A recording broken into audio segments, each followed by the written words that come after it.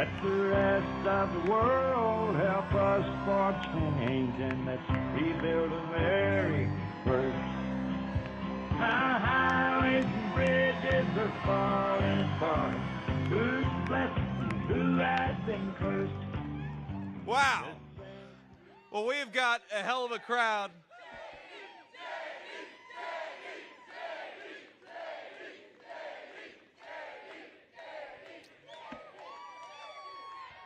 We've got a hell of a crowd in the state of Michigan. Are we ready to turn this state red and take the country back? Yes, we are.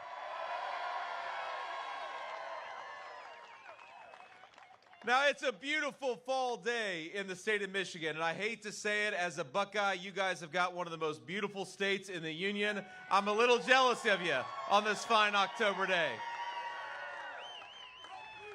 But we have got an opportunity here in the state of Michigan to elect Donald Trump, the next president of the United States, elect Mike Rogers, the next senator from the great state of Michigan, take this country back and give the nation the leadership it deserves, and it's going to start right here with the people in this rally and the people in the great state of Michigan.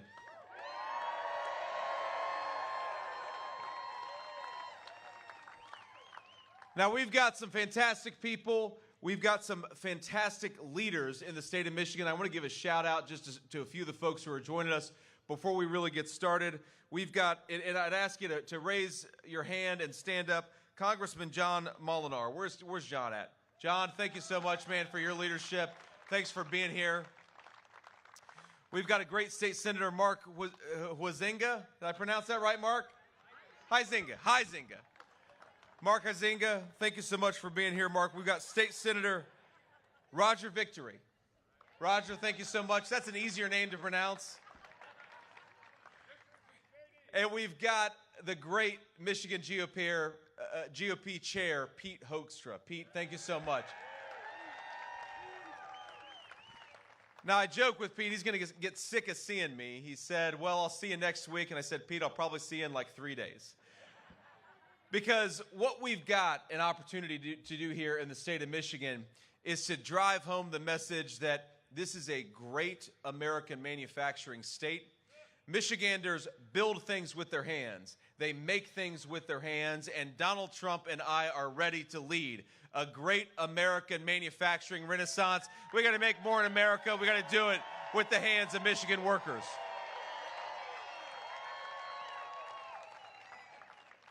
Now, I don't know if you saw yesterday, but we had a pretty fun debate in New York City. Did you guys watch the debate? We had a little fun.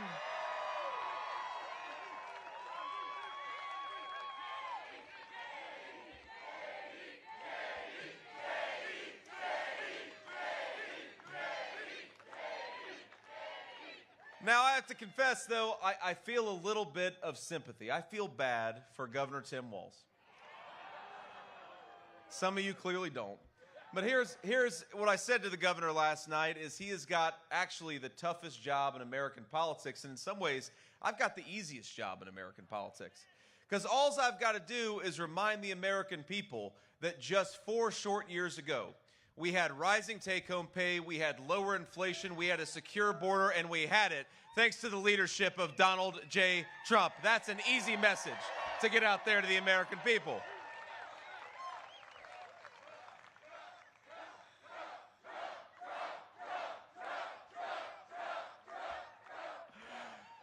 Now, Governor Walz, by contrast, think about it. He's got to get out there every single day and try to convince people that Kamala Harris, who has caused the problems that we see in this country for the last 3.5 years, is somehow going to do something different than what she's done over the last 3 years. That's a tough job. You know, I never worked in sales myself, but it's always good when you work in sales to have a good product to sell. And unfortunately for Tim Walz, he has got the crappiest product to sell in the entire United States of America. Because let's just recap this. Kamala Harris cast the deciding vote on trillions of dollars of spending that we couldn't afford, printing money that we didn't have, and driving the cost of inflation through the roof. That was thanks to Kamala Harris.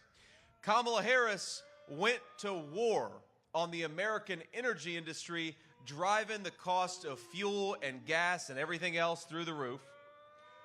Kamala Harris was the border czar. Don't let the media lie to you. They bragged about her being the border czar for 3 years during the worst open border in the history of the United States of America. And Kamala Harris, by Joe Biden's own admission, was the last person in the room during some of the most disastrous foreign policy decisions in the history of this country. So we ought to feel a little bit bad for Governor Tim Walz, and we ought to feel a little bit grateful to Donald Trump for giving us great leadership, because we've got a hell of a product to sell. It's peace and prosperity, and we're going to bring it back to the American people.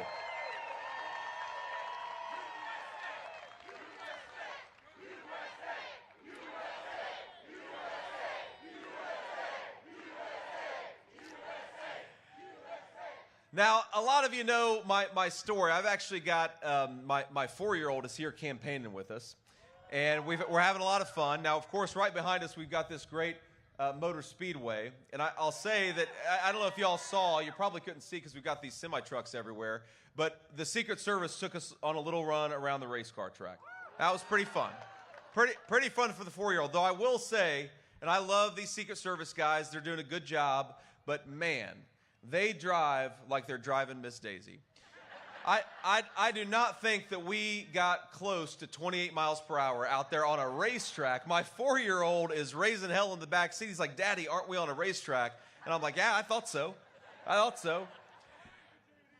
But, you know, it drives home how much we have a great tradition of driving and of sportsmanship and of building the vehicles that have made this country go for a century in the state of Michigan. That's an incredible thing to be proud of. But you know what we have done over this country the last 3.5 years? We've got a vice president who has declared war on the Michigan auto industry and has said that she wants to force everybody to drive an electric vehicle. Is that a good deal for the state of Michigan? Now, it's not only that she wants to make everybody drive an electric vehicle, she wants to tax all of you so that she can give rich people money to buy cars that were manufactured in China. It's the worst. And this is why I say Governor Tim Walz has got to sell the worst product in America, because I think Michigan auto workers would join me in saying we need to build our own cars and Americans can drive whatever the hell they want to, because this is the United States of America and we believe in freedom.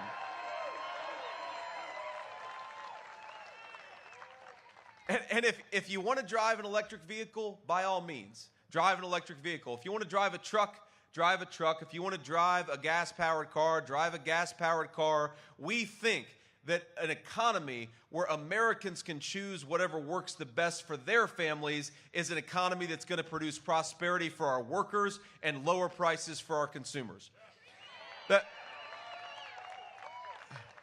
Kamala Harris record, we've got to remember, Michigan families are paying about $1,000 more per month thanks to Kamala Harris's policies. Think about that. You gotta spend $12,000 more every single year just to afford the things that you could have afforded when Donald Trump was president. That's a disgrace, by the way, and that's an insult to American families. And as a person who was raised by a grandmother who sometimes, my friends, struggled to, she would forego paying medical bills so that she could put a nice meal on the table for me and my sister. I know, and I know we got a lot of great grandparents out there, and we're thankful to you, and we love you.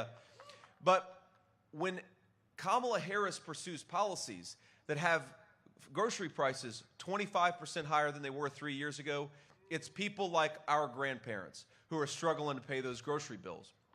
I remember when my grandmother, and I know it gets awfully cold in winter in Michigan, a lot colder than it does in the state of Ohio. And I remember that there were times when my grandmother would choose not to turn on the heat because she couldn't afford it. And I happen to believe, and I know Donald Trump believes, that this is the richest and most prosperous country in the world. If you work hard and play by the rules, you ought to be able to turn your heat on in the middle of a cold winter night.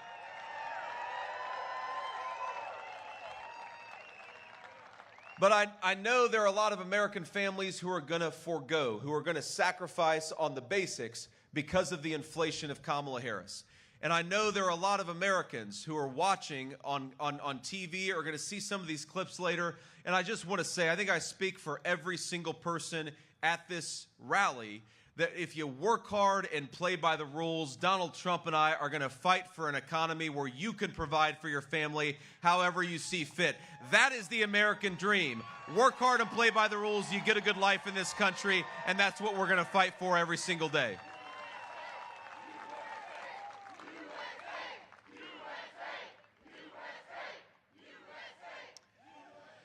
And we got to be honest about the fact that we have got a terrible border crisis in the United States of America, thanks simply to Kamala Harris's policies. One of the most disgraceful things that we've seen from an American leader in a generation, she came into office bragging that she was going to open the American southern border, and my friends, that is exactly what she did. She said she was going to suspend deportations, and she did it. She said she was going to stop Donald Trump's Remain in Mexico policy, and she did it. She said that she was going to promote asylum fraud, and that's exactly what she did. And so our message to Kamala Harris, who's asking for a promotion, is you have failed at your basic responsibility. Go back to San Francisco where you belong. You don't belong anywhere near the Oval Office.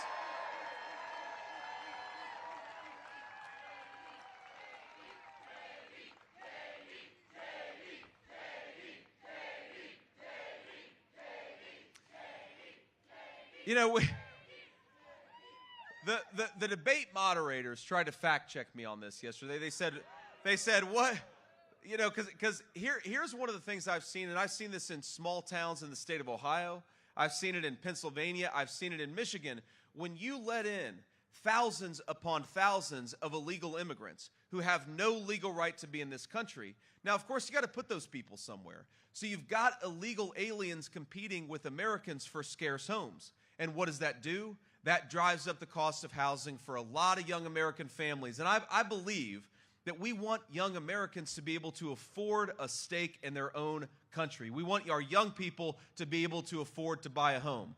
And that American dream of home ownership has gotten less and less possible because Kamala Harris has let in millions of people who don't deserve to be here. American homes ought to go to American citizens, not to Kamala Harris's illegal aliens.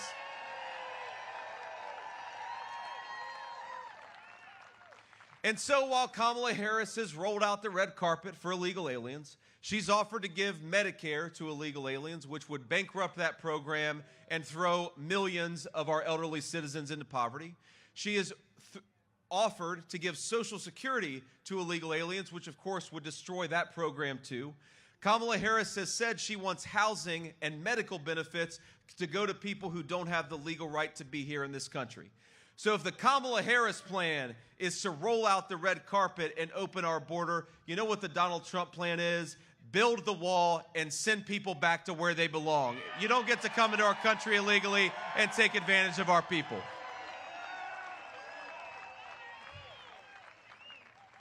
And you know, the Democrats talk about compassion. They talk a lot about compassion. And I was asked yesterday about child separation.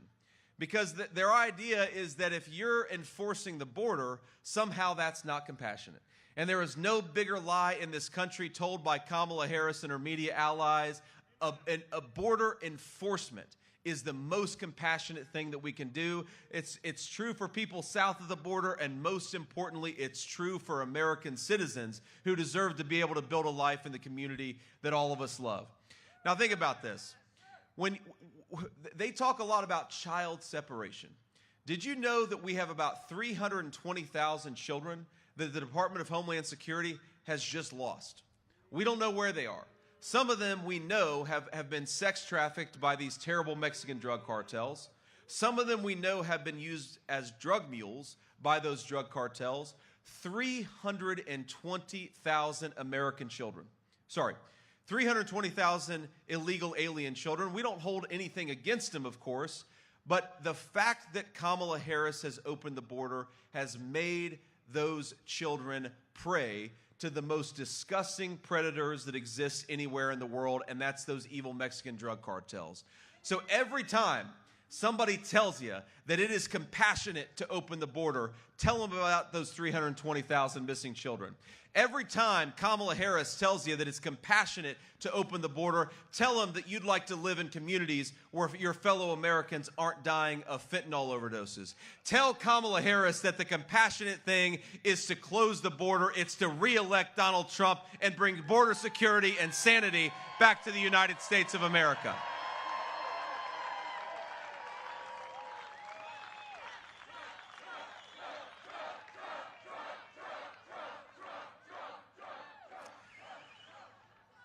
And here's the other thing about Kamala Harris that I can't believe. We have never had in the history of this country a candidate. She talks a lot about threats to democracy.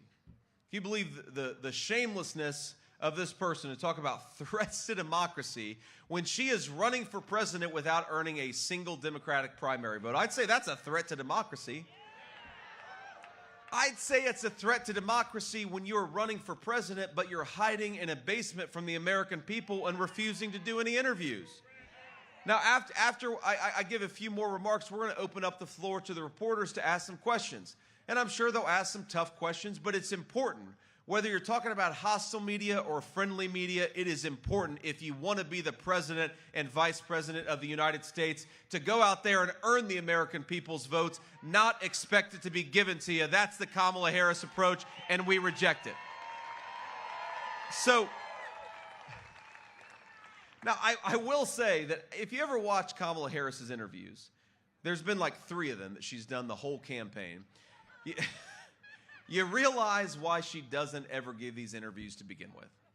Because she'll stand up there and they'll say, what is your specific plan for lowering the price of groceries and lowering the price of housing? And Kamala Harris will say something like, well, did you know I grew up in a middle-class family? I used to mow the lawn. We had a very pretty lawn. She'll just go on and on about something that has nothing to do with their actual plans and policies for the American people. Or they'll say, you know, Kamala Harris, the world was much more stable and peaceful when Donald Trump was president. Now we have a new war breaking out seemingly in every continent. What is your plan to bring back peace and stability to the world? And just say, you know, when I was a teenager, I worked at McDonald's and I was very good at making the hash browns. And any person with a lick of common sense is watching and saying, well, okay, but what the hell does that have to do with bringing peace and stability back to the world? Now, here's a plan that I would propose to Kamala Harris, and I mean this in good faith, Kamala. If you'd like to bring peace and stability back to the world, I recommend you vote for Donald J. Trump for president because he's already done it, and he's going to do it again. If you'd like to deliver rising take-home pay and low inflation, you might consider sending a donation to Donald J. Trump, Kamala Harris, because he already did those things and he's got a plan to do it again. And if you, because Kamala, she's got religion in the last few months. Remember, for the last 3 years, Kamala Harris has been going around saying the border is secure. And now all of a sudden she's got religion. She accepts that we have a border crisis and she promises that she's going to take care of that border. Well, Kamala, you are the sitting vice president of the United States. If you'd like to secure the border, why don't you start right now? Not talk about what you're going to do. Start doing it right now. The American people, she's got the office of Vice President of the United States. I would appreciate if she did something with it rather than talk about what she's going to do if the American people give her a promotion. And that's maybe the most shameless thing. You know, my friends, I've only been in politics for 2 years. So maybe if I'd been a career politician like Kamala Harris, I would be shameless enough to do what she does, which is stand in front of the American people and say, on day one, I'm going to make everything better. You hear her say this? On day one, she'll say, we're going to make groceries more affordable. On day one, she'll say, we're going to secure that southern border. And every one of us is sitting there saying, Kamala, day one was 1,400 days ago. What the hell have you been doing that whole time?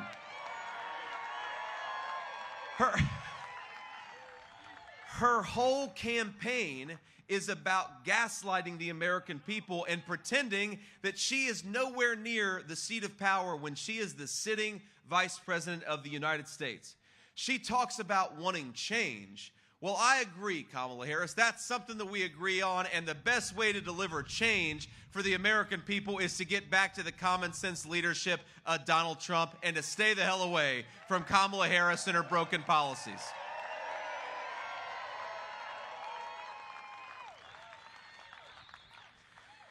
Now, Kamala knows, of course, that she cannot win running on what she's actually done, because what she's actually done has been a disaster. You look at every poll will tell you the country, we know that we're on the wrong track. I think we've got the greatest country in the history of the world. The only thing we got to fix about it is the broken leadership. So here's what she'll do. She will lie and gaslight. She'll pretend she had nothing to do with anything, even though she's been the sitting vice president for 3.5 years. And if that doesn't work out, she's got a backup plan. And that backup plan is censorship. Now, I was asked earlier today, how do you bring a divided country back together? And I actually don't think it's that complicated. Because, yeah, Americans, we disagree with each other on a whole host of issues, but we've always disagreed with each other on a lot of issues. We've always had intense political disagreements in this country. What is new about 2024 is that we have got Kamala Harris, who is promising not to persuade her fellow citizens, but to censor them, to silence them, and to shut them up. So if we want to bring back common sense to American politics and we want to bring back American unity, here's my message to Kamala Harris. Stop trying to silence your fellow citizens. Get out there and persuade them for a change, and get out there and make your case to the American people.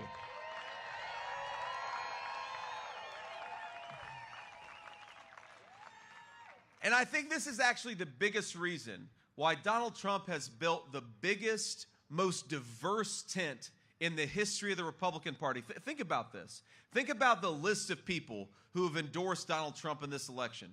You've got, from the right side of the spectrum, you've got Brian Kemp, the governor of Georgia, Nikki Haley, the former UN ambassador. You've got, of course, me and Donald Trump on a team with Tulsi Gabbard and Bobby Kennedy.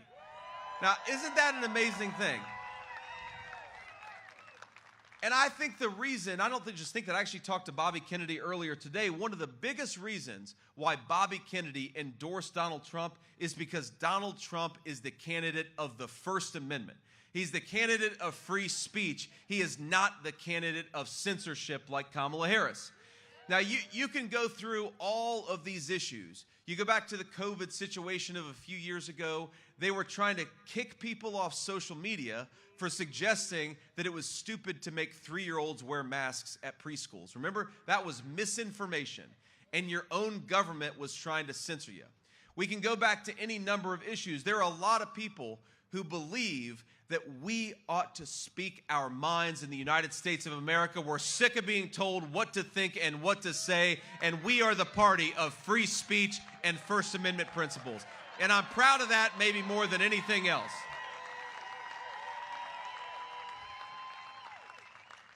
Because if you don't believe in the First Amendment, nothing else makes sense in the United States of America. If we can't debate and disagree with our fellow citizens, then we do not have the most fundamental rights guaranteed by the U.S. Constitution.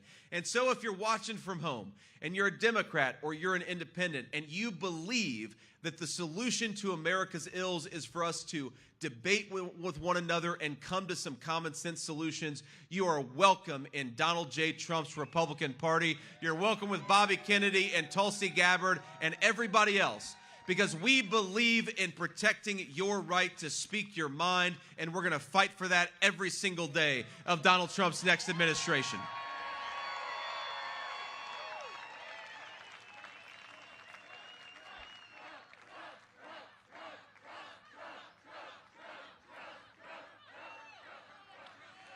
And here, the last thing I'll say about this, then I'll take some questions. The most disgraceful form of censorship that you see in the country in 2024 is when Kamala Harris calls the citizens of her own country, she calls them racist for daring to say that her wide open border is a disgrace. And I think of all the things that Kamala Harris has done, this is the worst. because it is a fundamental right of this country that when we think Kamala Harris is doing a bad job, we have the right to say so. When we see Kamala Harris flooding our communities with fentanyl, we have the right to say so. When we see Kamala Harris allowing 320,000 children to go missing, we have the right to say so. Kamala Harris, I have a suggestion. Stop trying to silence your fellow citizens. Get out there and persuade them and do your damn job. That's a much better solution to the problems that plague this country.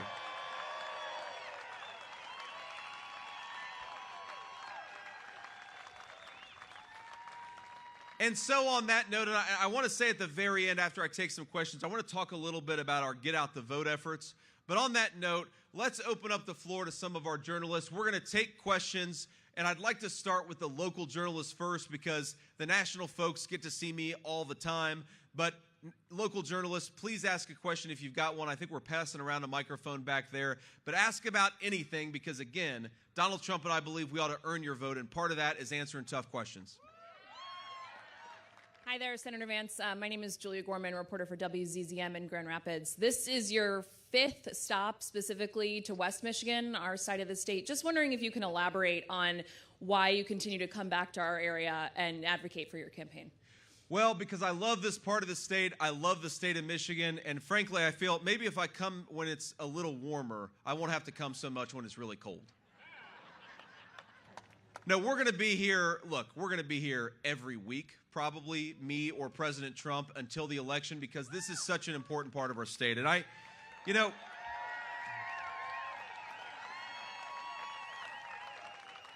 and obviously these folks agree. But look, one of the things I love about this area is that it exemplifies a proud American spirit of craftsmanship, of making things with your hands, of doing things extraordinarily well, and being proud in building a great American product. And one of the things that happened in my hometown is that we decided that we didn't need to make things in the United States of America anymore. That was a bipartisan decision. It was a bad decision, and the steel mill that employed my grandfather for 40 years went from about 10,000 employees to about 2,000 employees, and it was one of the lucky ones because a lot of those steel mills completely disappeared.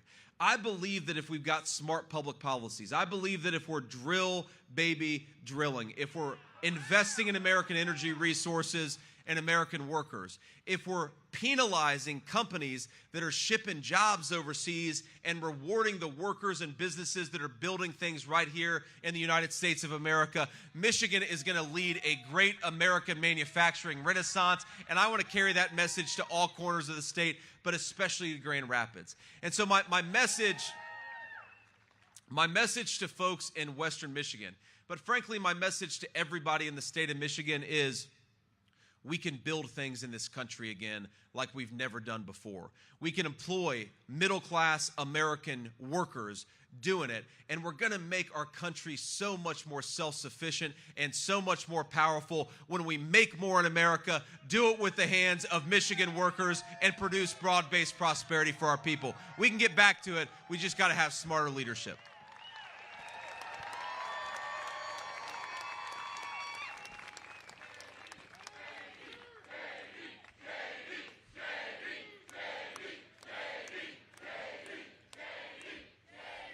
Hello, Senator Vance. Hi, Senator Vance. Thank you for your time. I'm Matt. Good to see you. Matt Whitcoast from Fox 17. I appreciate you taking the time to answer this question. We obviously hear your message and Trump's message, former President Trump's message on election integrity.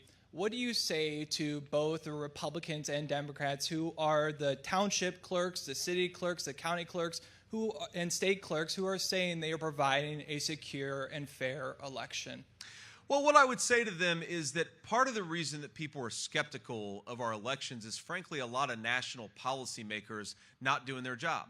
So let me give you an example. Just last week, we had a broadly popular piece of legislation called the SAVE Act, which would have made it harder for illegal aliens to vote in American elections. And I actually think to all of the county clerks and all of the people who are working hard to make sure that we have free and fair elections in this country, they are not well served when Democrats block a common sense piece of legislation that secures American elections and makes sure that American voters are the only people voting in American elections. Isn't that common sense? Isn't that what everybody should want? And so when I talk to local elections officials, a lot of times what they'll tell me is they want the federal government to act to make our elections more secure because they want people to have faith in the work that they're doing. Folks, a lot of them, and I wish you would say thank you to them if you meet them. There are a lot of poll workers out there that are working hard to keep our elections safe and secure. We ought to say thank you to these folks, but we also ought to recognize that their federal government, led by Kamala Harris, seems to want to make it easier for illegal aliens to vote. Donald Trump and I want to make it harder for illegal aliens to vote and easier for American citizens to vote.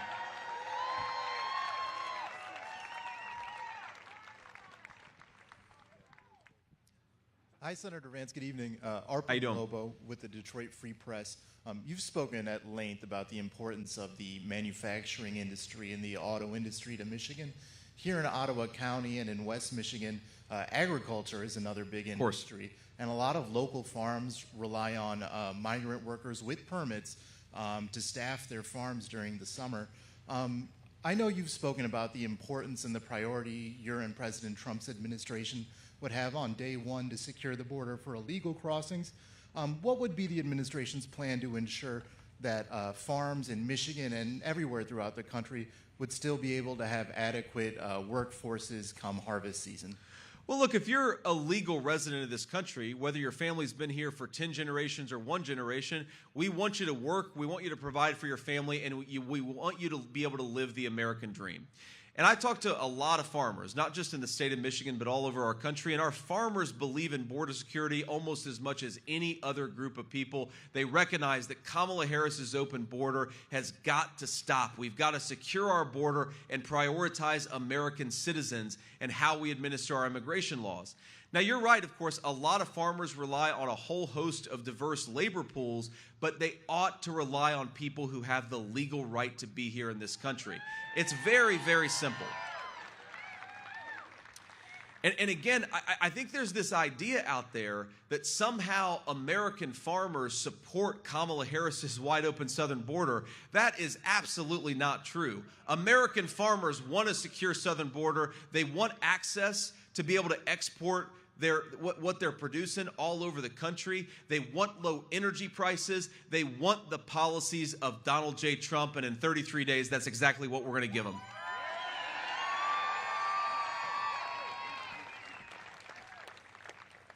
Hello, Senator Vance. Princess Janae Steverson with News Channel 3 in Kalamazoo. I wanted to get your reaction on how you feel about President Joe Biden has been handling the Israel attack that happened yesterday. Well, I don't know that Joe Biden knows where he is, and so I don't know what I think about Joe Biden's response to the Israel situation because, look, this is the biggest scandal, I think, in American politics in a generation. That for 3.5 years, the American people have been saddled with a president who clearly doesn't have the ability to do the job. It's sad, but it's also something that should anger Americans because who went out on television and lied to them and told them that Joe Biden could do the job? Kamala Harris, and it is a disgrace. And because of it, we are in the midst of a major conflict, and America doesn't have a president who can do the job. That is Kamala Harris's fault, and the American media should not let her get away with lying to the American people. If Joe Biden can do the job, as Kamala Harris said he could, then why can't he even run for the job to begin with? It is a disgrace, and it gives lie to her entire dishonesty about his fitness to serve. I mean, look, my attitude on this is very simple. And it's funny. I didn't notice this last night at the debate, but they said, what do you think about Israel launching a preemptive strike? And then it occurred to me today, well, hell, The Iranians just launched 180 ballistic missiles. That's not a preemptive strike when you strike back. That is responding to an aggressive attack, and Israel ought to have the right to do whatever it thinks it needs to do to secure its own security. And ma'am, I think one of the weirdest things about the Joe Biden-Kamala Harris approach to this issue is they say on the one hand, they want to minimize civilian casualties and they want to get the war over as soon as possible. And then on the other hand, they make it harder for the Israelis to use the precision-guided weapons that will allow them to destroy the bad guys and actually save those innocent civilian lives. Their policy doesn't make an ounce of sense, and we got to remember, this would have never happened if Donald J. Trump was the president of the United States. You didn't have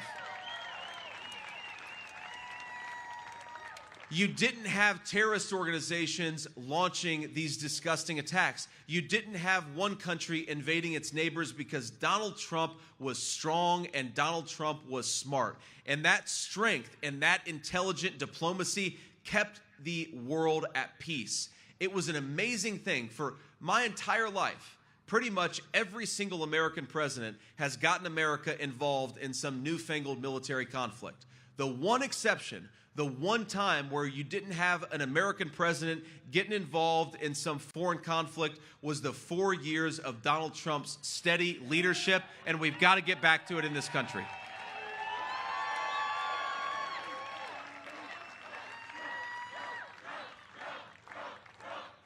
And ma'am, we'll make this the last question. Go ahead, ma'am. Hello, Senator Vance. I'm Sarah Leach. I'm from the Detroit News. The Biden administration awarded a $500 million grant to GM to convert an existing Cadillac car plant to an electric vehicle plant. Will a new Trump administration honor this for GM or pull back? Well, ma'am, first of all, the $500 million grant came along with some really ridiculous strings and no protections for American jobs not getting shipped to foreign countries. Because a lot of not just the cars themselves, but the battery components, the minerals, this stuff is all produced in China. And so when we write massive checks on American taxpayer expense to these companies, a lot of times what we're doing is selling American middle-class jobs to the communist Chinese, and we ought to be doing exactly the opposite. We ought to be rebuilding the American middle class and investing in our own workers, not shipping our tax dollars off to electric vehicles made in China. Now, here's the problem with forcing people to buy electric vehicles and then subsidizing. Again, a lot of those subsidies go to China. But even if you assume that a lot of them stayed in America, which they don't, the issue is people don't want to be forced to drive electric vehicles. And so if you don't have the demand for those cars, what you end up doing is destroying the American auto industry and all of the good jobs, union and non-union alike, that depend on that industry. So GM, I believe, just announced that it was laying off something like 1,500 workers. Stellantis announced that it was laying off 2,500 workers. These companies are still shipping their factories to Mexico or closing down the factories altogether because Americans don't want to buy so many electric vehicles. So the way to promote Michigan auto workers is to allow them to make the cars that Americans actually want to buy. Empower Americans, empower Michigan auto workers, and that's how you guarantee prosperity for Michigan auto workers and everybody else. This thing, I mean, we could go on and on about this, but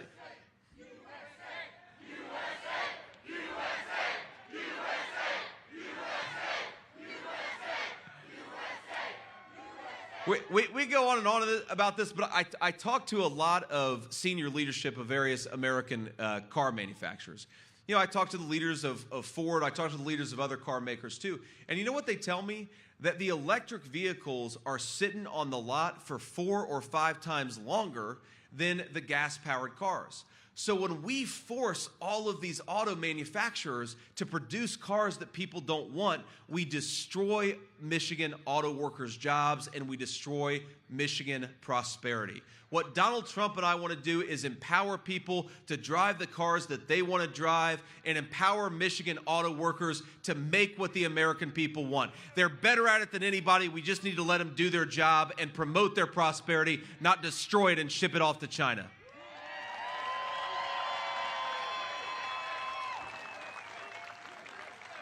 Now, let me just close with this, and I'm sorry we got to leave, we got to hit the road here, but it's been really, really fun to be here with you this evening.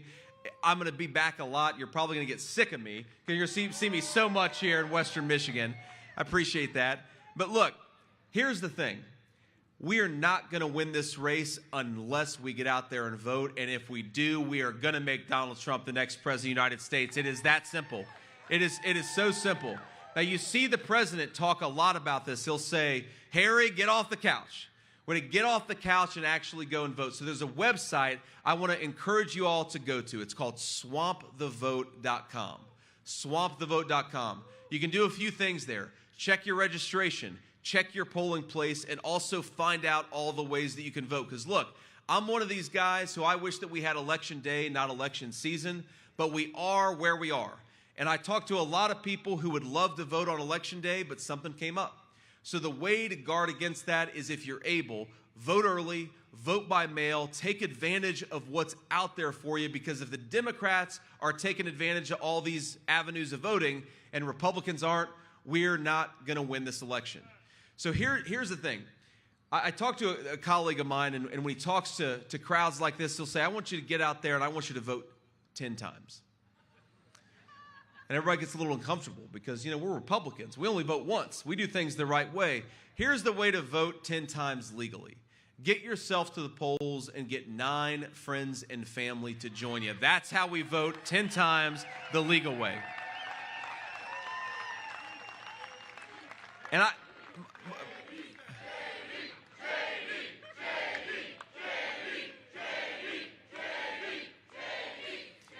And look, my friends, I really do believe. I look at the polls, I look at the energy on the ground, I feel so confident that we are going to win this race and make Donald Trump the next president of the United States. But we're never going to have the media, we're never going to have the Democrats telling the truth, but what we do have is the power of the people. So we've got 33 days.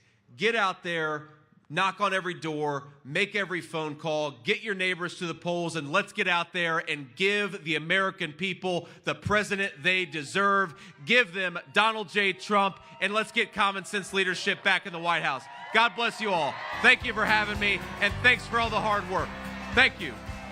Why don't we love these United States? We're the ones who need it worst. Let the rest of the world help us for change, and let's rebuild America first. Our highways and bridges are falling apart. Who's blessed and who has been cursed? There's things to be done all over the world, but let's rebuild America first.